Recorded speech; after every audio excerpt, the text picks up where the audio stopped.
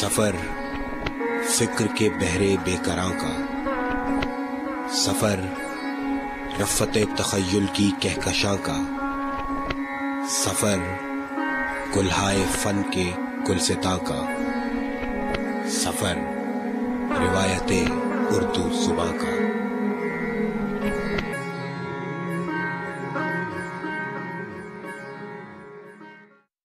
بسم اللہ الرحمن الرحیم۔ السلام علیکم۔ ورچوئل یونیورسٹی آف پاکستان کا سلسلہ تدریس بی ایڈ آنرز کا کورس مطالعہ اردو ادب، اور اس کے 18ویں لیکچر کے ساتھ میں ہوں فیصل کمال حیدری۔ عزیز طلبہ، ہم گزشتہ 17 لیکچرز میں اردو شاعری کی روایت پر بات کرتے ہوئے 20ویں صدی میں ناصر کاظمی تک پہنچ چکے تھے۔ آج اس لیکچر میں ہم نصاب میں شامل ناصر کاظمی کے نمونہ کلام کا مطالعہ کریں گے، اور یوں ہمارا حصہ شعر مکمل ہو جائے گا۔ میں نے گزشتہ لیکچر میں بات کی ناصر کاظمی پر، تو ہماری گفتگو کا زیادہ تر مرکز رہا، ارتکاز رہا ناصر کی ماضی پرستی پر۔ آپ کے نصاب میں شامل کی گئی غزل بھی اسی حوالے سے ہے، لیکن اس سے پہلے کہ ہم اس غزل کی طرف بڑھیں، میں اپنے اسی موضوع کو کنٹینیو کرتے ہوئے ناصر اور ماضی کے حوالے سے کچھ بات کروں گا کہ ناصر کے ہاں ماضی کا استعارہ ہم نے دیکھا کہ سماجی سیاسی پہلوؤں کے حوالے سے بھی تھا، ان کی نفسیات کے حوالے سے بھی، اور ہمارے عمومی رویوں کے حوالے سے بھی۔ اگر ہم ادبی پیرائے میں بات کریں تو ہوا کچھ یوں تھا کہ پہلے 20ویں صدی میں رومانویت اور اس کے بعد ترقی پسندیدیت نے اردو ادب کو کچھ اس طرح متاثر کیا تھا، بالخصوص شاعری کو کچھ ایسا متاثر کیا تھا کہ اس میں پرانے سانچے اور روایت کو آلموسٹ لوگ ترک کرتے جا رہے تھے۔ یعنی اردو غزل گو اس کے حوالے سے تو غالب نے ہی یہ اظہار کر دیا تھا کہ غزل دراصل ان کے موضوع سخن، ان کے موضوعات کے بیان کے لیے قدرے محدود صنف ہے، لیکن وقت گزرنے کے ساتھ ساتھ 20ویں صدی میں آتے آتے غزل کے سانچوں کو توڑ کر نظم، اور پابند نظم کے سانچوں کو توڑ کر آزاد نظم کی طرف لوگ بہت تیزی سے بڑھ رہے تھے۔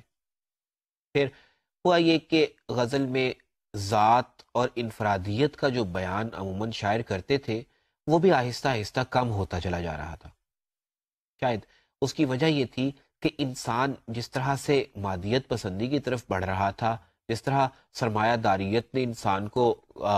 بدل کے رکھ دیا تھا، اور انسان ایک خاص ہوس اور حرص کے تحت چیزوں کے پیچھے بھاگنے کا عادی ہو گیا تھا، تو دوسری طرف جب اشتراکیت نے انسان کو اجتماعیت کا درس دیا، تو پھر انسان ذات سے بالکل بے بہرا ہوتا محسوس ہو رہا تھا۔ یعنی خاص طور پر رشیا اور چائنا کی اگر ہم لوگ بات کریں، جہاں پہ کارل مارکس کے نظریات کے نتیجے میں اشتراکی انقلاب بھی آیا تھا، ہوا یہ تھا کہ انسان اپنی ذات کی بجائے اجتماعیت کے سمندر میں کچھ ایسا گم ہو رہا تھا کہ اس کی اپنی انفرادیت، اس کا اپنا امتیاز ختم ہوتا جا رہا تھا۔ چنانچہ غزل جو دراصل ذاتی تجربے کے حوالے سے زیادہ پہچانی جاتی تھی، اس میں قدرے کمی آ رہی تھی یا کمزور ہو رہی تھی اردو غزل کی وہ روایت۔ پھر جیسا کہ میں نے بات کی نظم کے عروج کے حوالے سے، تو جب انجمن پنجاب کے بعد اردو نظم پابند نظم سے ہٹ کر نظم مرہ کی طرف بڑھی، اور پھر فیض اور مجید نے اسے آزاد نظم کی راہ دکھائی، پھر حفیظ جلندری کے گیتوں نے اس نظم میں کچھ نیا پن پیدا کیا، بعد نون میم راشد اور میرا جی اور باقی شعراء نے، تو اس کا نتیجہ یہ ہوا کہ لوگ نظم کے تجربات کی طرف زیادہ راغب ہو رہے تھے۔ یہ درست ہے کہ بڑے شعراء نے نظم کے ساتھ ساتھ غزل کو بھی زندہ رکھا، لیکن بہرحال نظم کو زیادہ عروج ملنے لگا تھا۔ ایسے میں ناصر، فراق گورکھپوری، ساغر صدیقی اور ایسے دوسرے شعراء نے غزل کے میدان کو اپنایا۔ ان لوگوں نے کچھ نظمیں کہیں، لیکن ان کا اصل میلان اور ان کا اصل میدان غزل تھی۔ چنانچہ انہوں نے اس غزل میں روایت کو بھی زندہ کیا، کسی حد تک کلاسیکیت کو بھی زندہ کیا، اور اسے دور حاضر کے تقاضوں کے عین مطابق بنا کر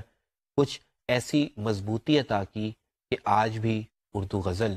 اردو شاعری کی محبوب ترین صنف شمار کی جاتی ہے۔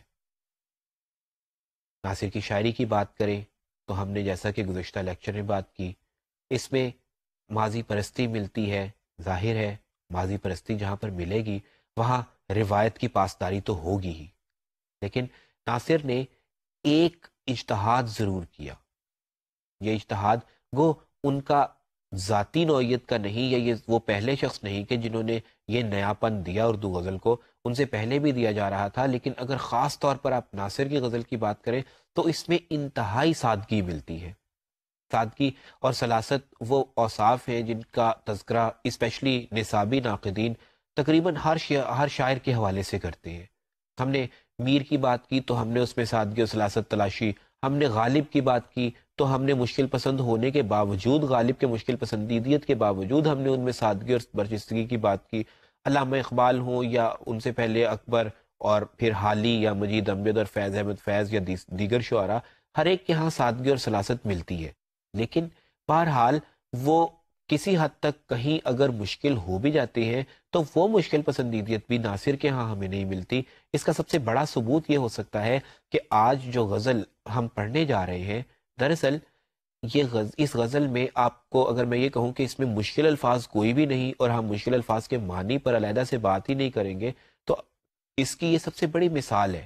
کہ ناصر کی غزل میں ہمیں مشکل الفاظ بہت کم، یا یوں کہہ لیجیے کہ ڈھونڈے ہی سے ملتے ہیں۔ ادروائز کوئی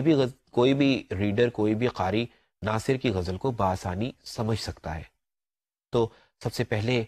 پڑھتے ہیں ناصر کاظمی کی غزل جو آپ کے نصاب میں شامل ہے، پھر اس کے بعد ہم اس کے معنی و مفاہیم کی طرف بڑھیں گے۔ وہ ساحلوں پہ گانے والے کیا ہوئے، کشتیاں جلانے والے کیا ہوئے، وہ صبح آتے آتے رہ گئی کہیں، جو قافلے تھے آنے والے کیا ہوئے، میں جن کی راہ دیکھتا ہوں رات بھر، وہ روشنی دکھانے والے کیا ہوئے، یہ کون لوگ ہیں میرے ادھر ادھر، وہ دوستی نبھانے والے کیا ہوئے، عمارتیں تو جل کے راکھ ہو گئیں، عمارتیں بنانے والے کیا ہوئے، یہ آپ ہم تو بوجھ ہیں زمین کا، زمین کا بوجھ اٹھانے والے کیا ہوئے۔ جی، تو واضح طور پر آپ دیکھ سکتے ہیں کہ ناصر اس غزل میں ماضی میں ہی جھانکتے ہوئے نظر آتے ہیں۔ یہ غزل باقاعدہ طور پہ ان کے سب سے بڑے شعری وصف کی بہترین مثال ہے۔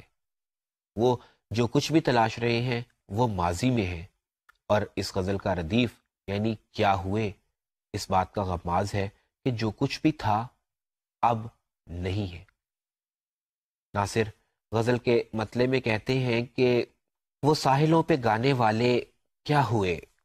وہ کشتیاں جلانے والے کیا ہوئے۔ عزیز طلبہ، اشارہ ہے اندلس کے مارکے کی طرف کہ جس میں طارق بن زیاد نے کشتیاں جلا کر اپنے فوجیوں کو اس جنگ کی طرف اکسایا تھا، اس مارکے کی طرف اکسایا تھا کہ جس میں ان کے پاس پسپائی کا کوئی راستہ نہیں تھا۔ جرت، شجاعت اور دلیری کا ایک بہترین نمونہ، ایک بہترین مثال کہ یا لڑ لو یا مر جاؤ۔ یہ وہ فلسفہ تھا کہ جس کے نتیجے میں مسلمانان عالم نے نہ صرف اندلس بلکہ بہت سے دیگر مقامات پر کچھ ایسی فتوحات حاصل کی تھی کہ جنہیں ہم کسی معجزے سے کم نہیں کہہ سکتے۔ وہ مسلمان جو ہر جگہ پر، ہر مارکے میں دوسروں سے یا دشمن سے تعداد میں اور اسلحے میں کم ہوتے تھے، طاقت اور تعداد میں کم ہوتے تھے، لیکن اس کے باوجود یہ ان کی جرت تھی، یہ ان کا جذبہ تھا، اور یہ ایک ان کی کنوکشن تھی، جس کے نتیجے میں وہ یہ جانتے تھے کہ جو قدم وہ بھر رہے ہیں، جس راستے پر وہ روانہ ہو رہے ہیں، اس سے واپسی کوئی نہیں۔ یا ان کی قسمت فاتح ہونی چاہیے، اور یا انہیں جام شہادت نوش کرنا ہے۔ یہ دونوں صورتوں میں وہ امر ہو جائیں گے۔ تو ناصر کہتے ہیں کہ وہ لوگ کہاں گئے جو کبھی ساحلوں پر گاتے تھے، جو کشتیاں جلا کر دشمنوں کا مقابلہ کرتے تھے، جو یہ جانتے تھے کہ اس کے بعد ان کے پاس واپسی کا کوئی راستہ نہیں، جو مارکا انہوں نے سر کرنا ہے، اگر انہیں زندگی عزیز ہے تو انہیں اس مارکے میں کامیابی و کامرانی چاہیے، اور اگر وہ اس مارکے میں کامیاب و کامران نہیں ہو سکتے تو انہیں خون کے آخری قطرے تک لڑنا ہے، کہ زندگی اس کی دی ہوئی ہے جسے ہم قادر مطلق کہتے ہیں، اور قادر مطلق کا یہ کہنا ہے کہ جو شخص حق کی راہ میں لڑتے ہوئے اپنی جان دیتا ہے، وہ دراصل مرتا نہیں ہے، وہ زندہ و جاوید ہوتا ہے، وہ شہید کہ جسے ہم اپنے گرد و نواح میں محسوس نہیں کر سکتے، لیکن وہ موجود ہوتا ہے۔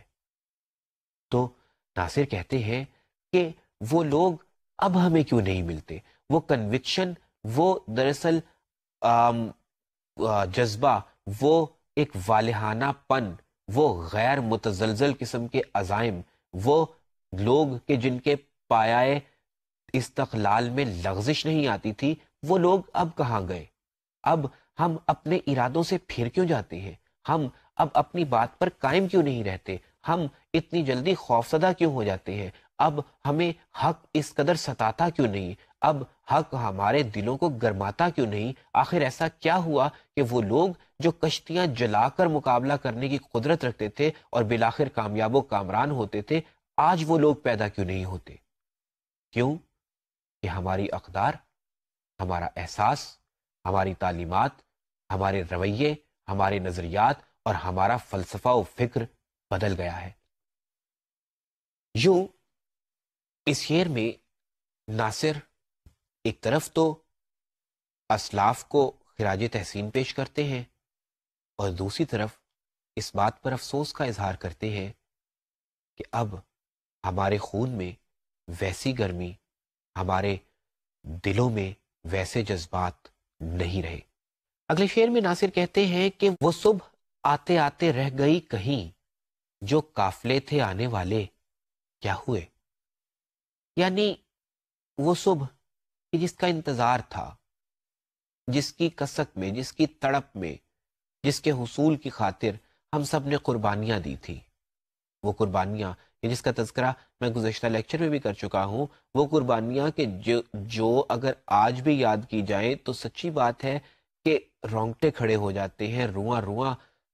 جلنے لگتا ہے کہ آخر وہ لوگ کون تھے کہ جنہوں نے ملک پاکستان کے لیے تن من دھن کی بازی لگا دی تھی۔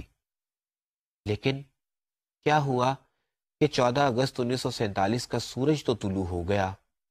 لیکن وہ صبح نہ آئی،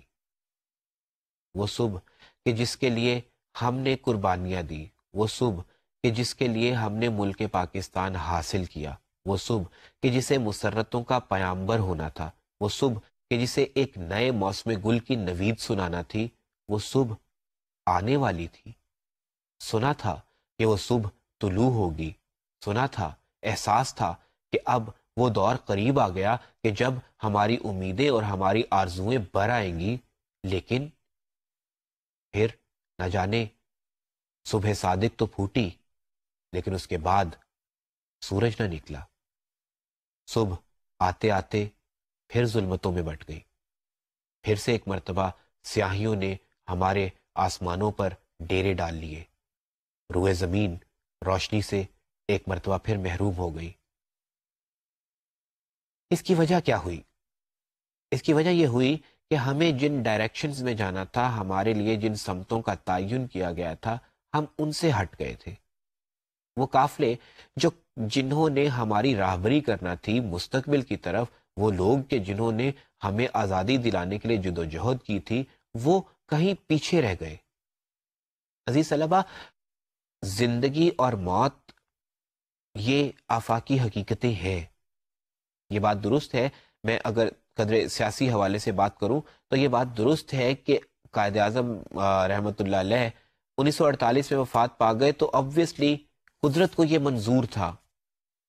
ادھر دوسری طرف اگر دیکھا جائے تو نہرو 60 کی دہائی تک زندہ رہے، یعنی وہ شخص کہ جس نے اپنی قوم کے لیے جدوجہد کی تھی، وہ اتنا موقع اس کو مل گیا، اتنا وقت اسے مل گیا کہ اس نے اپنی قوم کو ایک خاص دھارے پر ڈال دیا۔ لیکن ہم اس حوالے سے بدقسمت رہے کہ وہ شخص کہ جس نے تنے تنہا مسلمانان ہند کو اس طرح کچھ متحد کیا تھا، ان میں کچھ ایسا جذبہ حریت کی ایسی ایک روح بھر دی تھی کہ وہ اپنی منزل کے حصول سے پہلے کہیں ٹکے ہی نہیں۔ بدقسمتی سے قدرت نے اسے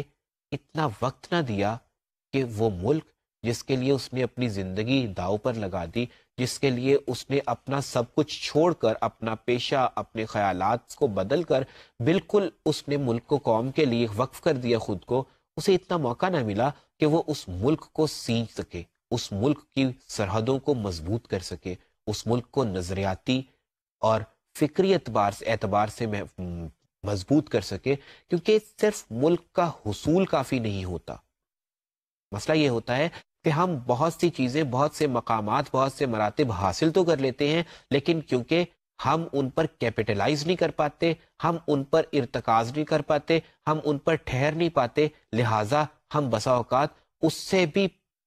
سے بھی کہیں زیادہ تھا گہرائیوں میں گر جاتے ہیں جہاں ہم پہلے ہوتے ہیں۔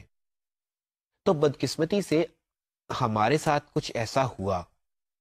کہ وہ مفکر عظیم، حکیم الامت، مصور پاکستان، کہ جس نے پاکستان کا خواب دیکھا تھا، جس نے سب سے پہلے پاکستان کی تصویر کشی کی تھی اپنے لفظوں میں، اپنے خطبہ الہ آباد میں، وہ قیام پاکستان سے 9 سال قبل ہی چل بسا۔ پھر پاکستان بنا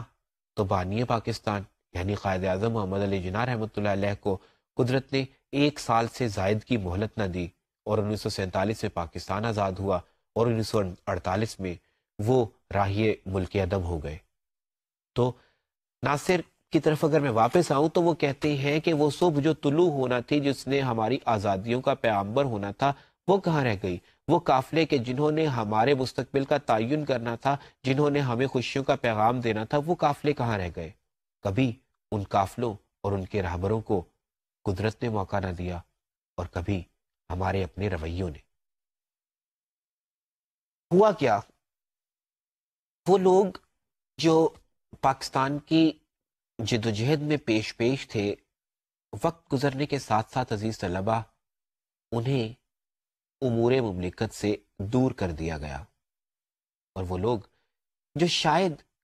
میں نہیں اس کے متعلق کچھ کہہ سکتا، اور نہ ہی میں اس کے متعلق کوئی دعویٰ کرنا چاہتا ہوں کہ وہ لوگ پاکستان یا ہماری قوم کے ساتھ کس قدر وفادار تھے جو آگے آ گئے،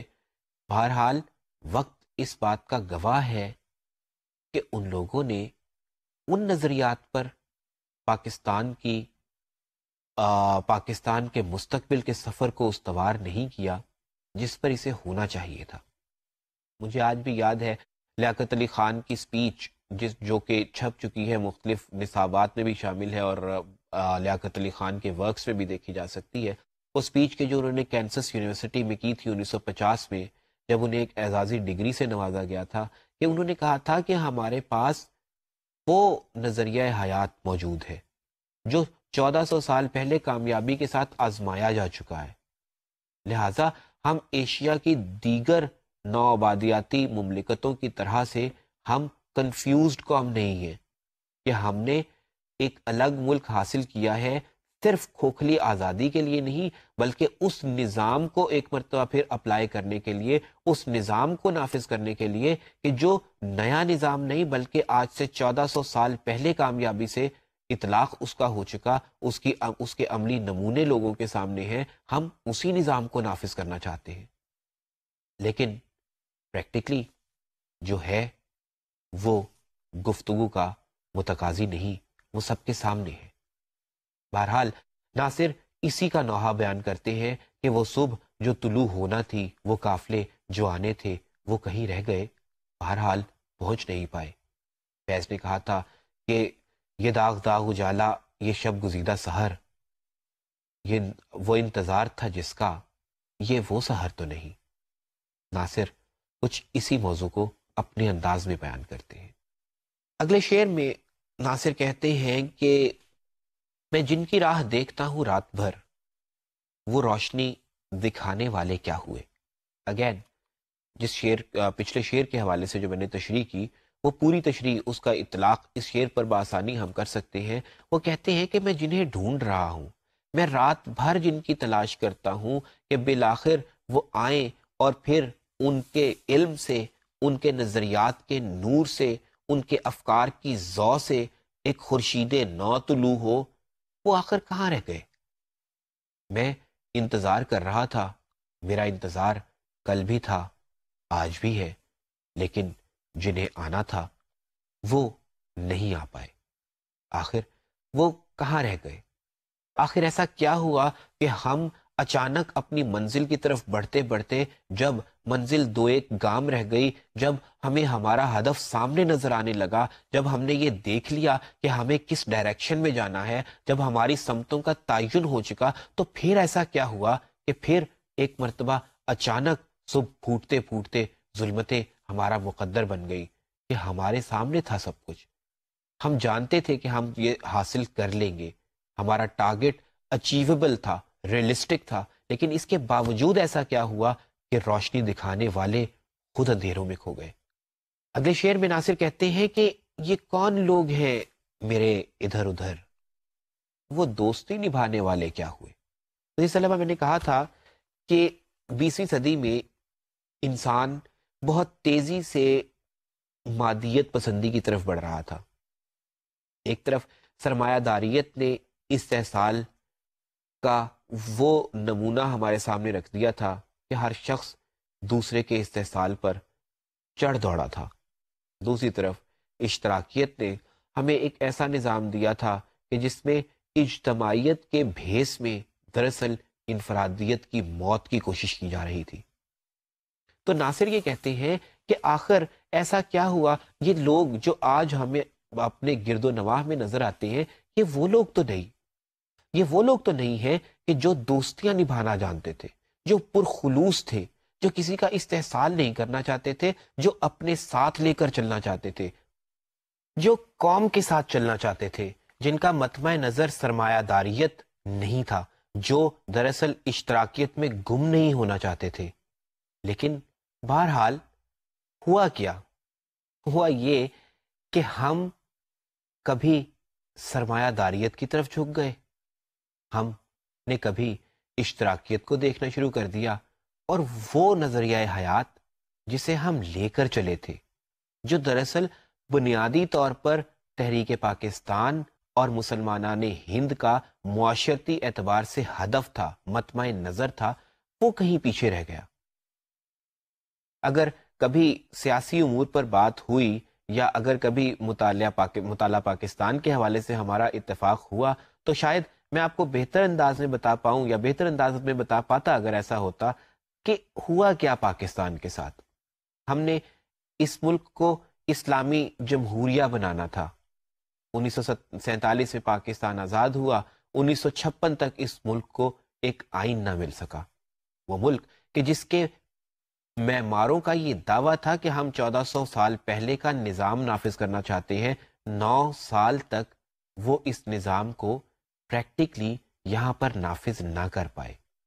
اور اگر ہوا ہی تو کیا ہوا کہ ہم نے 1935 کے ایکٹ میں بہت سی تبدیلیاں کی، یا کچھ تبدیلیاں، بنیادی تبدیلیاں کی، جس کے نتیجے میں اگر میں یہ کہہ دوں کہ 1935 کے ایکٹ کو مشرف با اسلام کر کے ہم نے 1956 کے آئین کو ترتیب دے دیا، تو شاید زیادہ غلط نہ ہوگا۔ تو اس کا نتیجہ کیا ہونا تھا؟ اس کا نتیجہ یہی ہونا تھا عزیز طلبہ جو پاکستان کے ساتھ ہوا، کہ اگر ہم 1970 سے پہلے پاکستان کی تاریخ کی بات کریں تو ہم دیکھتے ہیں کہ ہم کبھی تھوڑا سا ہمارا ٹلٹ ہوتا ہے سرمایہ داریت کی طرف، اور کبھی ہم 60 کی دہائی میں رشیا کے قریب آ کر اشتراکیت کی طرف جھکتے ہیں، پھر 70 کی دہائی ایک مرتبہ پھر ہمیں اشتراکیت کی طرف کھینچ لیتی ہے، اور اس کے بعد 80 میں ہم اسلامائزیشن کی کوششیں کرتے ہیں، اور آج گزشتہ 20 سال کی اگر میں بات کروں تو کیا ہو رہا ہے آپ بھی جانتے ہیں، میں بھی جانتا ہوں۔ بہرحال وہ دوستی، وہ اخوت کہ جس کا پیغام اسلام دیتا ہے، وہ دوستی اور اخوت کہ جس کے لیے قائد اعظم اور علامہ اقبال رحمۃ اللہ علیہ نے یہ ملک حاصل کیا تھا، وہ قائد اعظم کہ جنہوں نے کہا تھا کہ مسلم would cease to be Muslims, Hindus would cease to be Hindus, but all of us would be Pakistanis. ہمیں سب کو پاکستانی ہونا تھا، اسلام ہمارا تھا، ہمیں اس پر عمل کرنا تھا، لیکن اس انداز میں نہیں کہ ہم دوسرے کے مذہب پر کوئی ڈاکہ ڈالیں، دوسرے کے مذہب پر کوئی ہم اسے نقصان پہنچانے کی کوشش کریں. کیوں کہ ہمارا اسلام ہمیں یہ درس نہیں دیتا. اور پاکستان دراصل صرف مسلمانوں کے لیے نہیں ہونا تھا، دیگر مذاہب سے تعلق رکھنے والے لوگ بہرحال اس میں تھے. لیکن ہوا کیا کہ وہ اخوت، وہ بھائی چارہ، وہ دوستی، وہ نصب العین، وہ تنظیم، وہ ایمان کہ جس کا پیغام ہمیں ہمارے اسلاف نے دیا تھا، ہم نے اسے بھلا دیا. لہٰذا ناصر کاظمی اسی کا نوحہ روتے ہوئے کہتے ہیں، اسی پر ماتم کنا ہوتے ہوئے کہتے ہیں کہ وہ لوگ جو دوستی نبھانا جانتے تھے وہ تو نہ جانے کہاں چلے گئے، وہ تو کب کے عنقا ہو گئے. یہ لوگ جو میرے ادھر ادھر ہیں یہ تو وہی لوگ ہیں کہ جن کا اپنا کوئی نظریہ نہیں، جن کا اپنا کوئی فلسفہ نہیں. یہ تو کبھی سرمایہ داریت کی طرف جھکتے ہیں، کبھی اشتراکیت کی طرف جھکتے ہیں، کبھی مغرب کی طرف دیکھتے ہیں، کبھی مغرب و مشرق کا ایسا اختلاط چاہتے ہیں کہ جس میں ذاتی نفع ہو سکے، جس میں اپنا مفاد حاصل کیا جا سکے. تو یہ وہ لوگ تو نہیں کہ جو ہمیں متحد کر سکے، ہمیں ایک دوسرے کے قریب لا سکے. بہرحال غزل کے اگلے شعر میں ناصر کہتے ہیں کہ عمارتیں تو جل کے راکھ ہو گئی، عمارتیں بنانے والے کیا ہوئے. یعنی عزیز طلبہ، اب یہاں پر عمارتیں یہ کنکریٹ کی عمارتیں نہیں، یعنی اینٹ گارے مٹی سے بننے والی وہ عمارتیں نہیں کہ جنہیں زلزلے ریزہ ریزہ کر دیتے ہیں. یہاں نہ ان عمارتوں کا تذکرہ ہے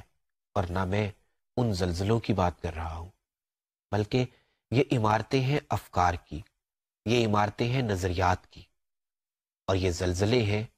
ہماری بغاوتوں کے، ہمارے اندرونی باطنی کھوکھلے پن کے، کہ جو ہمارے اندر کی عمارتوں کو ریزہ ریزہ کر دیتے ہیں. یہاں ناصر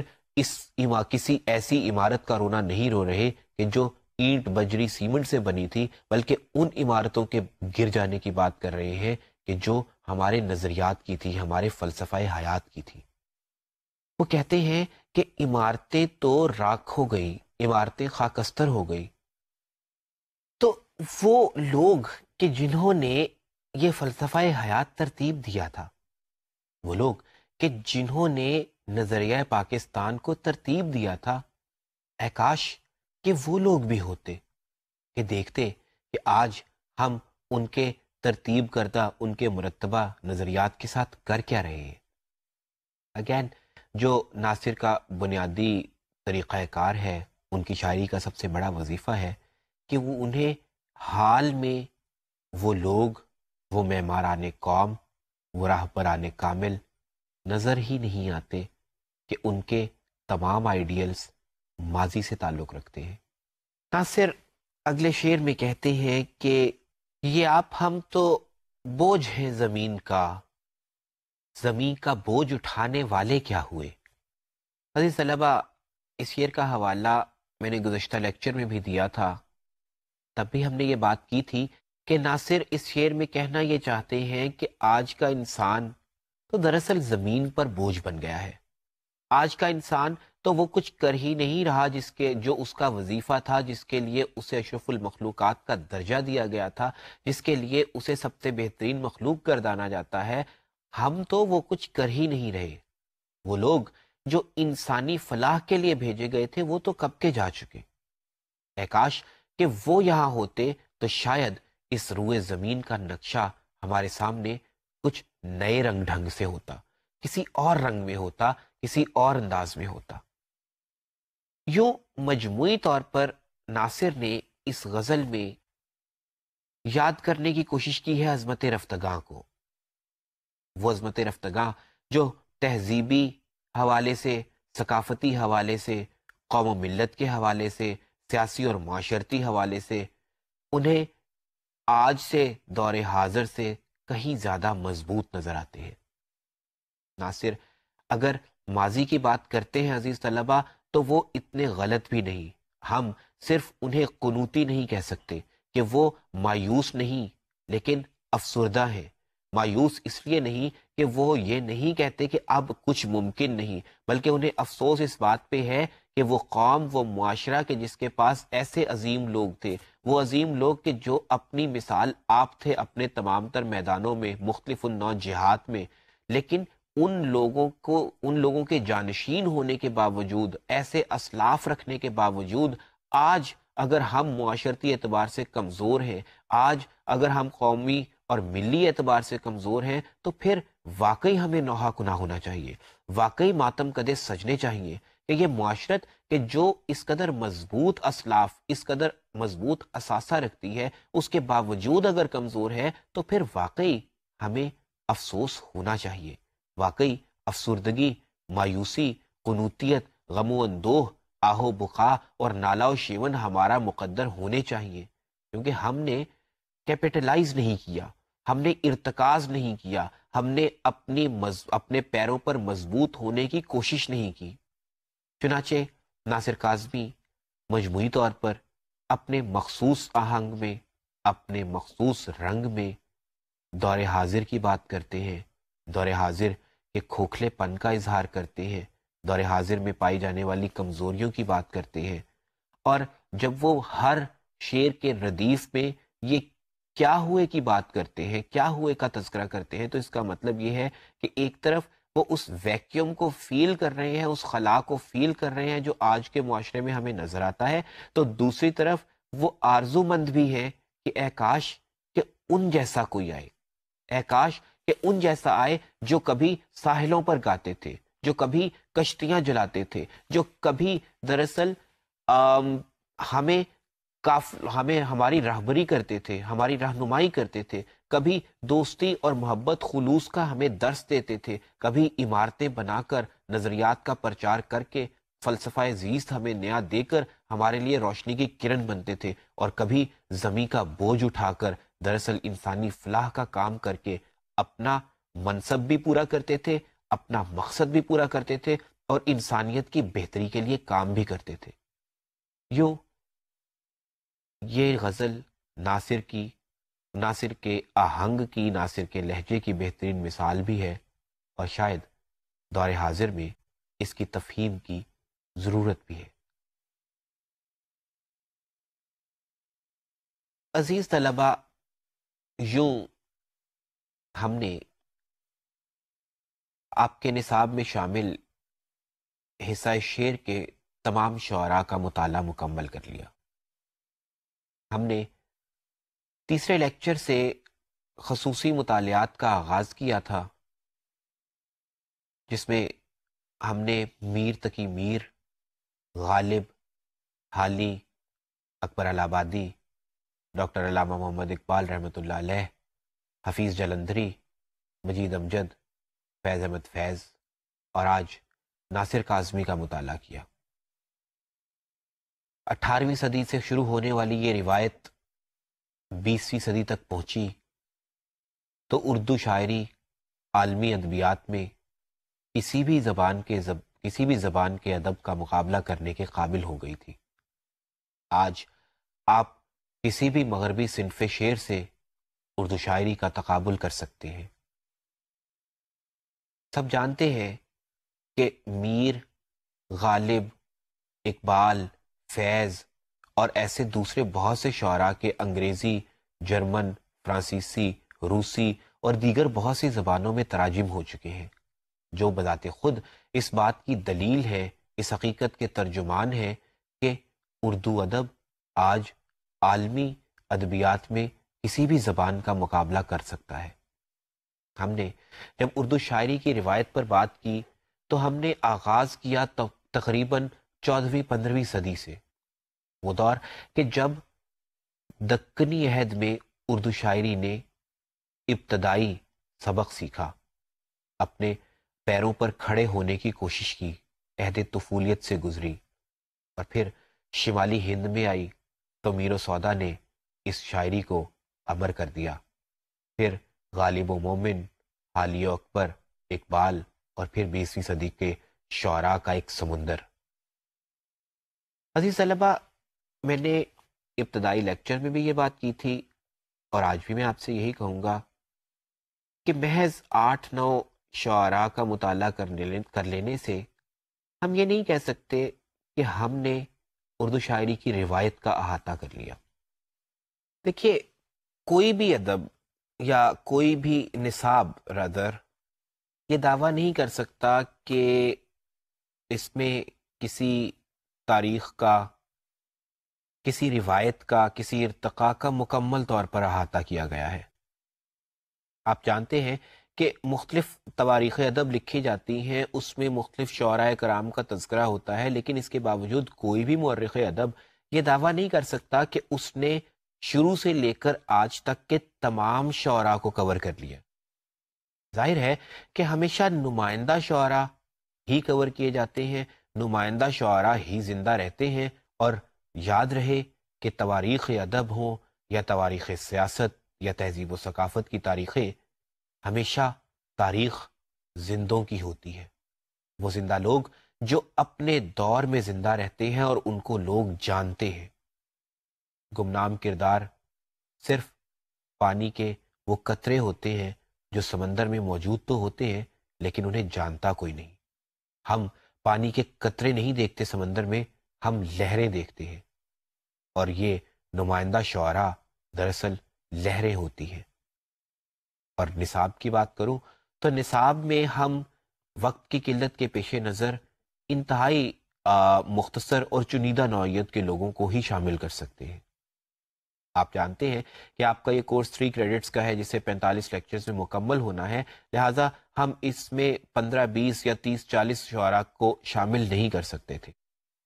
ہاں، جو شاعر ہم نے شامل کیے ان کی خصوصیت یہ ہے کہ 18ویں صدی میں اگر ہم بات کریں تو 18ویں صدی میر و سودا کے عہد سے عبارت ہے، اور اس صدی میں بھی میر کو میر کارواں ہونے کا شرف حاصل ہے. اگر میں 19ویں صدی کی بات کروں تو 19ویں صدی میں بہت سے شعراء آئے ہوں گے. میں نے جب غالب کی بات کی یا اردو شاعری کے ارتقاء کی اسپیشلی جب ہم نے بات کی تھی تو اس وقت میں نے تذکرہ کیا تھا کہ غالب کے علاوہ مومن، شاہ نصیر دہلوی یا داغ دہلوی یا بہادر شاہ ظفر، ابراہیم ذوق اور ایسے دوسرے بہت سے شعراء کا تذکرہ کیا جا سکتا ہے. لیکن جب ہم امتیاز کی بات کرتے ہیں، جب ہم نمائندہ شاعر کی بات کرتے ہیں تو نظر 19ویں صدی میں سب سے پہلے غالب پر آ کر ٹکتی ہے. پھر غالب کے بعد وہ دور کہ جب اردو شاعری نے جدیدیت کا سفر اختیار کیا، تو اس دور کو کور کرنے کے لیے ہم نے حالی و اکبر کا مطالعہ کیا. یہ وہ دور تھا جب مسلمانان ہند اصلاحی دور سے گزر رہے تھے. ایک طرف سر سید احمد خان کی تحریک تھی تو دوسری طرف اکبر کا اور اودھ پنچ کے لوگوں کا اپنا مخصوص انداز. تو ہم نے حالی اور اکبر کا مطالعہ کیا، اور میں نے آپ کو اس لیکچر میں بھی بتایا تھا کہ حالی نے ماضی کی بازیافت کی، ماضی سے عظمت کو دریافت کیا، یوں کہہ لیجئے کہ راہبران کامل کو یاد کرتے ہوئے، اسلامی تاریخ کو منظوم کرتے ہوئے. اور اکبر نے قوم کی اصلاح کا بیڑا اٹھایا طنز و ظرافت کے انداز میں. ان کے بعد 20ویں صدی کی بات ہوئی تو ہم نے تذکرہ کیا ڈاکٹر علامہ محمد اقبال رحمۃ اللہ علیہ کا. عزیز طلبہ، علامہ محمد اقبال وہ نابغہ روزگار ہستی ہیں کہ جنہیں اگر میں نصابی ضرورت کے حوالے سے بات کروں تو تاریخ کے طالب علم بھی لازماً پڑھتے ہیں، سیاسیات کے طالب علم بھی اقبال کے بغیر مسلم سیاسی افکار کو نہیں سمجھ پائیں گے، اور معاشرت کی بات کی جائے تو سوشیالوجی کے طالب علم کبھی بھی معاشرتی افکار کے حوالے سے بھی اقبال کو نظر انداز نہیں کر سکتے. اور ادب تو وہ دراصل موضوع ہے یا وہ سبجیکٹ ہے کہ جسے اقبال نے اپنا وسیلہ اظہار بنایا. وہ خواہ سیاسی افکار ہوں، مذہبی افکار ہوں یا معاشرتی نوعیت کے افکار ہوں، اقبال نے دراصل شاعری کے ذریعے ان تمام افکار کا پرچار کیا، ان کی تبلیغ کی. اس میں کوئی شک نہیں کہ انہوں نے نثر کے میدان میں بھی کچھ کام کیا، اور بہت مضبوط کام کیا، لیکن ہمارے پاس شاعر اقبال پہلے پہنچتا ہے، ہم شاعر اقبال سے آشنا ہو کر اس کے نثری افکار تک جاتے ہیں۔ تو ہم نے اقبال کی شاعری کا مطالعہ کیا۔ پھر 20ویں صدی میں رومانوی تحریک تھی،